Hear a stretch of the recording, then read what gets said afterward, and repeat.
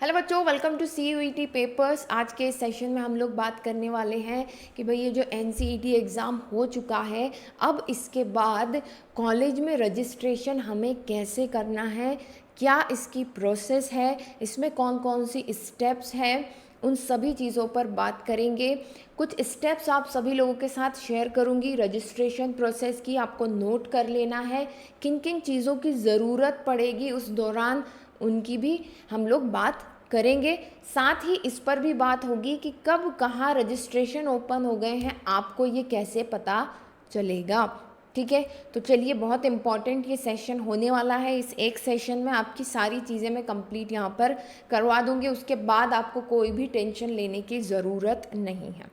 तो सबसे पहला आप सभी लोगों का क्वेश्चन ये है कि मैम, अब जब एग्ज़ाम हो गई है और अलग अलग कॉलेजेस में रजिस्ट्रेशन स्टार्ट हो गए हैं, तो हमें भी क्या वहाँ पर रजिस्ट्रेशन अभी ही कर देना है? तो बच्चों, ऐसा बिल्कुल भी नहीं है। जितने भी ITEP कोर्स हैं, ठीक है, उनमें रजिस्ट्रेशन NCET रिज़ल्ट के बाद होगा। ठीक है, only after the NCET result you will be able to register yourself for ITEP courses. ठीक है, अभी जितने भी नोटिफिकेशन निकल रहे हैं, भले ही उसमें BA BEd BSc BEd या BCom BEd लिखा हुआ है, तो साइड में देखना, वहाँ पर ये भी लिखा हुआ है कि admission will be taken only through the NCET exam. ठीक है, तो अभी कोई टेंशन मत लो, अभी आपको कोई भी रजिस्ट्रेशन नहीं करना है। ठीक है, अभी नो रजिस्ट्रेशन। ये सिर्फ मैं ITEP की बात कर रही हूँ। अब अगर आपका मन है प्लेन BSc करने का या किसी और सब्जेक्ट में BA करने का, तो उसके जहाँ रजिस्ट्रेशन ओपन है आप एडमिशन ले सकते हैं, पर ITEP कोर्स में कोई एडमिशन अभी नहीं हो रहा है। तो अभी आपको पहली चीज़, तो आपको वेट करना है रिज़ल्ट का। किसका वेट करना है? रिज़ल्ट का। अब इस दौरान आपको एक बहुत ही इम्पॉर्टेंट चीज़ करनी है। वो क्या करनी है? दूसरे नंबर पर जब आप रिज़ल्ट का वेट कर रहे हैं, तब उस दौरान आपको इन डॉक्यूमेंट्स को बनवा लेना है। अब बच्चों, इस वेट के दौरान आपको ये सभी डॉक्यूमेंट्स जो हैं प्रिपेयर करवा लेने हैं। तो 10th की मार्कशीट आपके पास होगी ही, ये आपके एज वेरिफिकेशन के लिए काम में आएगी। जैसा मैंने बताया था, हर एक इंस्टीट्यूट का अपना अलग अलग क्राइटेरिया होता है ना, अकॉर्डिंग टू एज वो एडमिशन देते हैं। अब ये हर इंस्टीट्यूट का अलग अलग है। हमारे पास 10th की मार्कशीट होनी चाहिए। जब उनका नोटिफिकेशन निकलेगा, उससे ही पता चलेगा किस इंस्टीट्यूट का क्या एज क्राइटेरिया है। ठीक है, कितनी एज तक के बच्चों को वो एडमिशन दे रहे हैं। फिर है आपका 12th का मार्कशीट। ये 12th का मार्कशीट आपका गैप वेरीफाई करने के लिए देखा जाता है, और आप कौन सी स्ट्रीम के हैं ये देखने के लिए जो है वेरीफाई किया जाता है। अब ये गैप वेरिफिकेशन क्या है? देखिए, आप में से बहुत सारे बच्चे आफ्टर 12th या तो किसी कारण से, फैमिली रीज़न के कारण, फाइनेंशियल रीज़न के कारण, या फिर किसी पर्टिकुलर एग्ज़ाम की प्रिपरेशन के कारण 1-2 साल का गैप आप ले लेते हैं। ठीक है, तो उस गैप को आपको शो करना होता है कि भाई, आप जो रेगुलर पढ़ाई कर रहे थे, उसके बाद आपने ये 1 साल 2 साल कहीं एडमिशन नहीं लिया, तो आप एक्चुअली में कर क्या रहे थे। ठीक है, तो उसके लिए आपको ये गैप सर्टिफिकेट बनवाना पड़ता है। गैप सर्टिफिकेट जो है कहाँ से बनता है?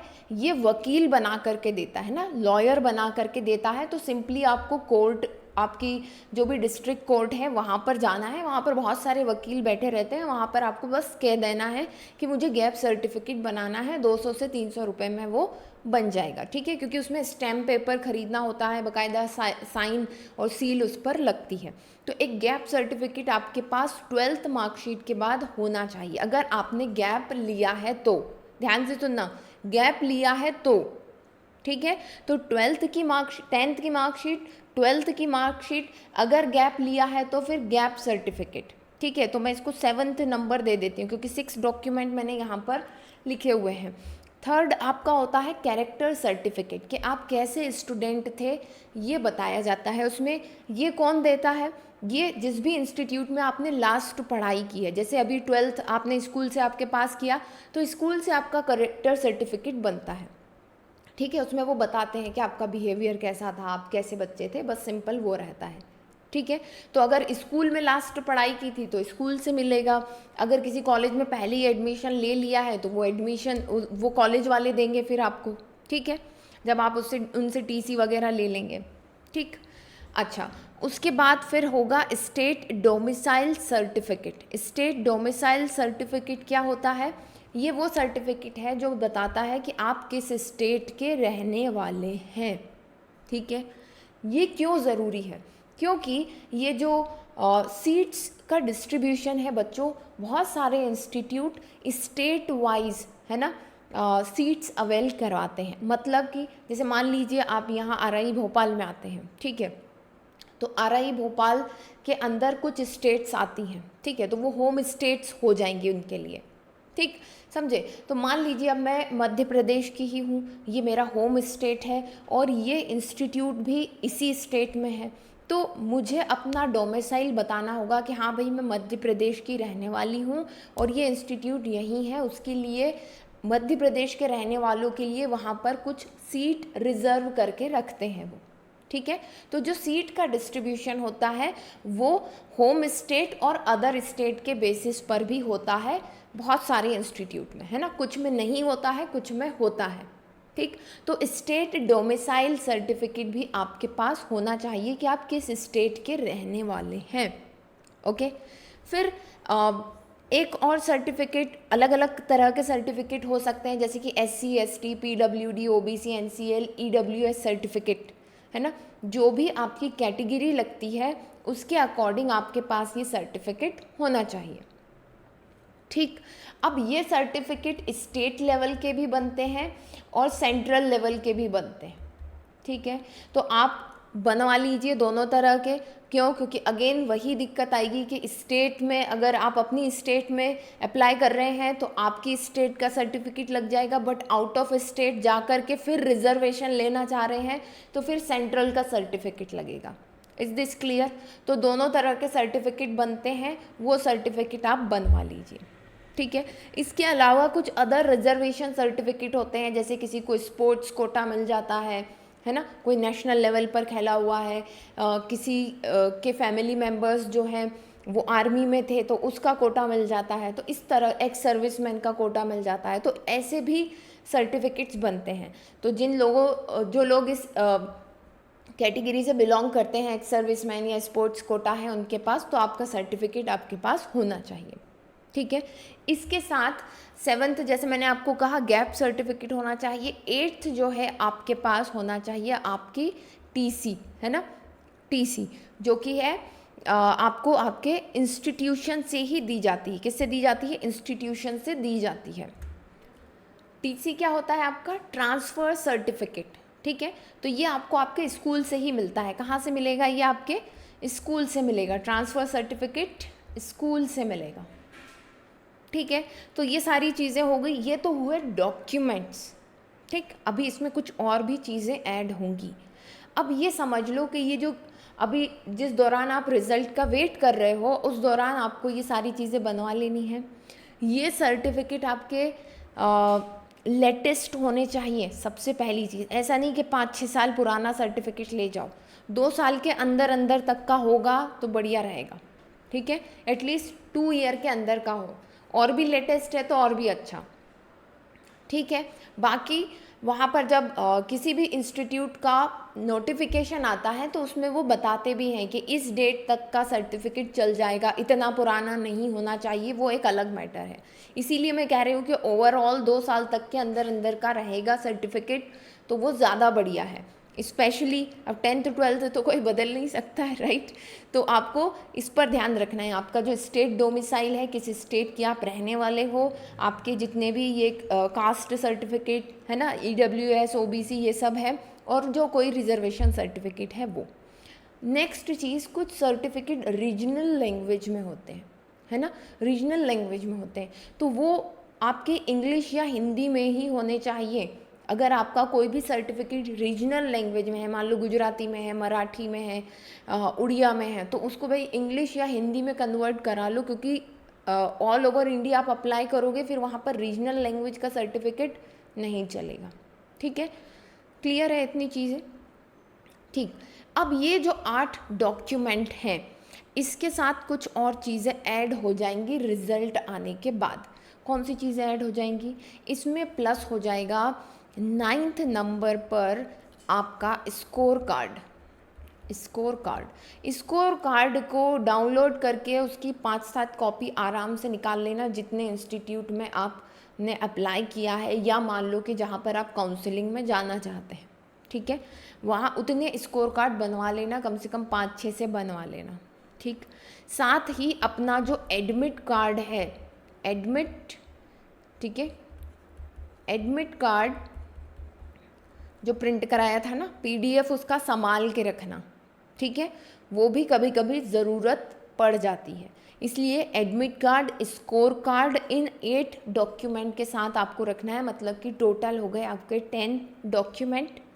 ठीक है, अब रही बात फ़ोटो वगैरह, तो ये तो हर जगह आपके लगेंगे ही, किस इंस्टीट्यूट में कितने फ़ोटो लगेंगे, है ना, ये सारी चीज़ें आपको बताई जाएंगी जब उस पर्टिकुलर इंस्टीट्यूट का नोटिफिकेशन आएगा उसमें। तो आई होप ये चीज़ आपको क्लियर है। अब आगे बढ़ते हैं हम और बात करते हैं कि भाई आपका रिज़ल्ट आ गया। ठीक है, आपका रिज़ल्ट आ गया, फिर आपको क्या करना है?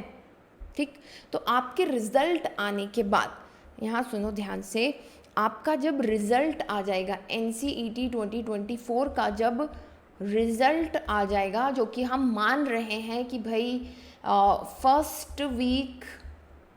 फर्स्ट वीक ऑफ अगस्त में आ जाएगा। ठीक है, फर्स्ट वीक ऑफ अगस्त तक ये आ जाएगा। जब ये रिज़ल्ट आ जाएगा, तो जैसे मैंने आपको कहा, सबसे पहली चीज़ आपको आपका NCET स्कोर कार्ड डाउनलोड कर लेना है। ठीक, उसके बाद आपको क्या करना है, इसके बाद कम से कम 1 सप्ताह का गैप लगेगा। ऐसा नहीं कि आज रिज़ल्ट आया तो कल से रजिस्ट्रेशन स्टार्ट हो जाएंगे, ऐसा नहीं होगा। ठीक है, 1 सप्ताह का टाइम लगेगा। धीरे धीरे हर एक इंस्टीट्यूट की वेबसाइट पर नोटिस आना स्टार्ट होंगे कि भाई हम लोग जो है मेरिट लिस्ट बना रहे हैं, या रजिस्ट्रेशन प्रोसेस स्टार्ट होने वाली है, स्टूडेंट्स कनेक्टेड रहें, इस तरह के नोटिस आना स्टार्ट होंगे। ठीक है, तो आपको स्कोर कार्ड डाउनलोड करने के बाद रेगुलरली, ठीक है, रेगुलरली वेबसाइट विजिट करनी है। अब आप बोलेंगे कि मैम मैंने तो 13-14 इंस्टीट्यूट में अप्लाई करने के लिए नाम डाल दिया था, तो क्या मैं 13-14 वेबसाइट को देखूंगा? अगर आपके पास टाइम है तो आप देख सकते हैं, नहीं तो आपने हमारा व्हाट्सएप चैनल ज्वाइन कर रखा होगा, है ना, वहाँ पर आपको सारी इन्फॉर्मेशन टाइमली दे दी जाएगी। ठीक, वहीं पर मैं अपना पर्सनल फ़ोन नंबर भी आप लोगों से शेयर करूंगी आज, तो आप उसे भी सेव कर लीजिए। कोई भी डाउट होता है आप वहाँ से कनेक्ट कर सकते हैं। ठीक है, तो रेगुलरली हमें वेबसाइट को विज़िट करनी है। मैं यहाँ पर रेगुलरली आप सभी बच्चों को बताऊंगी कि कहाँ कहाँ पर रजिस्ट्रेशन ओपन हुए हैं। ठीक है, अब देखिए, अब जहाँ पर भी रजिस्ट्रेशन ओपन होंगे वहाँ पर 2 चीज़ें होंगी। ठीक है, जहाँ पर भी रजिस्ट्रेशन ओपन होंगे वहाँ 2 चीज़ें होंगी। ठीक, रजिस्ट्रेशन ओपन होने पर 2 चीज़ें होंगी। एक तो वहाँ पर वो बताएंगे कि वो क्लोज्ड काउंसलिंग करा रहे हैं,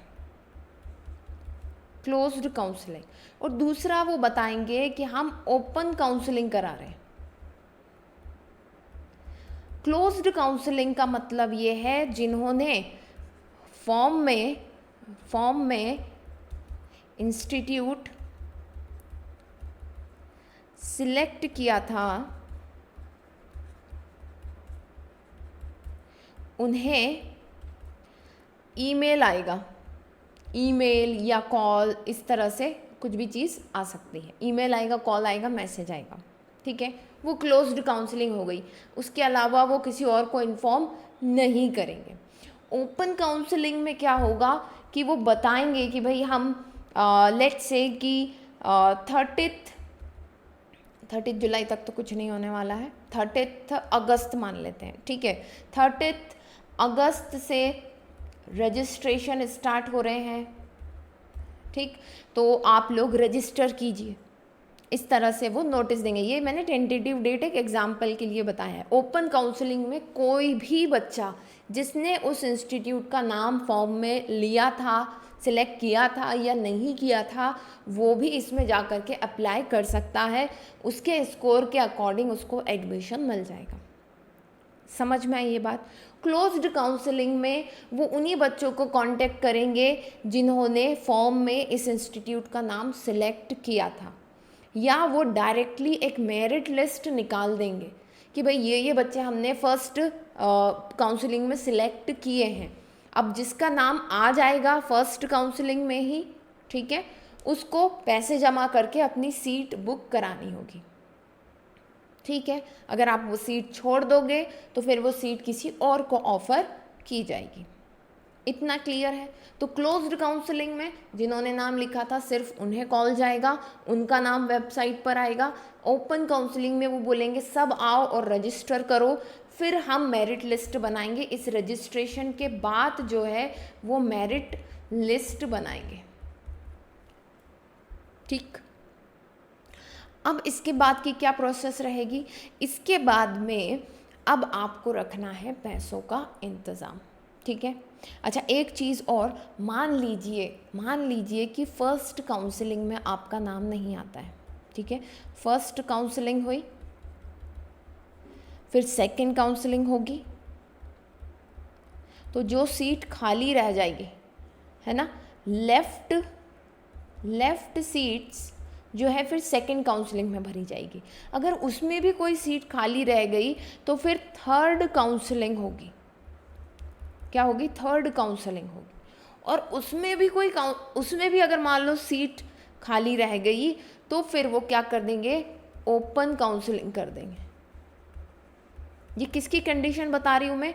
वो इंस्टीट्यूट जिन्होंने क्लोज्ड काउंसलिंग ऑफर की थी। क्लोज्ड काउंसलिंग इंस्टीट्यूट में इस तरह की प्रोसेस होती है। क्लियर है? ठीक है। फिर वो open on the spot open को और क्या कह लेंगे हम? On the spot. जो पहुंचेगा उसको एडमिशन मिल जाएगा। एंड अब मान लो कि 10 लोग पहुंच गए और सीट 2 है तो फिर वो स्कोर कार्ड देखेंगे, वो तो रहेगा ही। ठीक है, क्लियर। अब ये प्रोसेस रहने वाली है। तो मतलब ये हुआ कि अभी तो आपको कुछ नहीं करना है, सिर्फ अपने डॉक्यूमेंट इकट्ठे करके रख लो और रिजल्ट का वेट करो। ठीक है, चलिए अब आगे बढ़ेंगे और बात करेंगे कि पैसों की बात होगी। अब पैसों की बात मतलब कि जब आपका एडमिशन हो जाएगा, है ना, तो आपका मान लीजिए नाम आ गया फर्स्ट काउंसलिंग में, मान लेते हैं आपका नाम आ गया फर्स्ट काउंसलिंग में, तो अब आप क्या करेंगे? आपको आपके डॉक्यूमेंट्स इकट्ठे करने हैं। ठीक है, प्लस वो आपको कहेंगे, अब देखो ये जो काउंसलिंग होती है ना, ये कई बार ऑनलाइन भी हो जाती है, कई बार ऑफलाइन भी हो जाती है। इस चीज़ का आपको ध्यान रखना है। ठीक है, तो अगर ऑनलाइन काउंसलिंग होगी तो वो आपको बोलेंगे, है ना,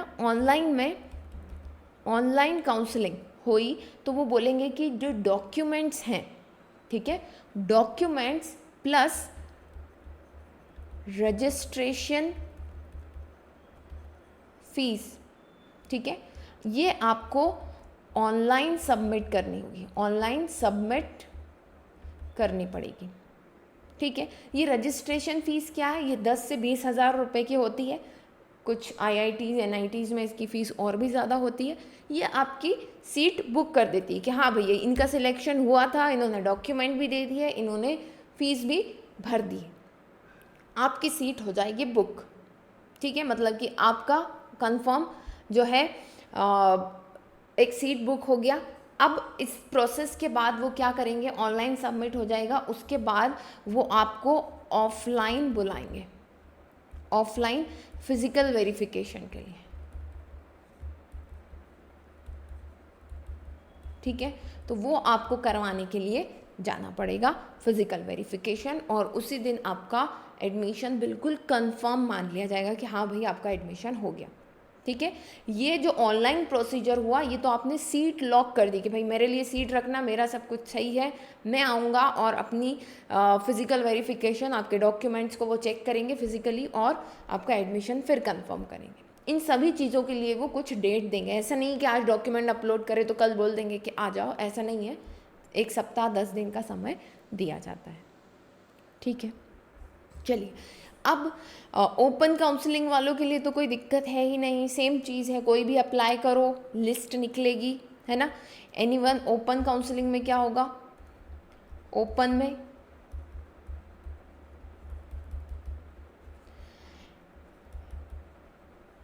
एवरीवन ना लिख करके हम लिखेंगे एनीवन। ठीक है, एनीवन कैन अप्लाई। ठीक है, एनीवन कैन अप्लाई, अप्लाई कर दिया आपने। ठीक है, रजिस्टर कर दिया, फिर मेरिट लिस्ट आ जाएगी। ठीक, मेरिट लिस्ट के बाद वही डॉक्यूमेंट्स अपलोड करने को बोलेंगे, डॉक्यूमेंट्स प्लस रजिस्ट्रेशन फीस कि हाँ भाई। ठीक है, ये करने को बोलेंगे, फिर फिजिकल वेरिफिकेशन।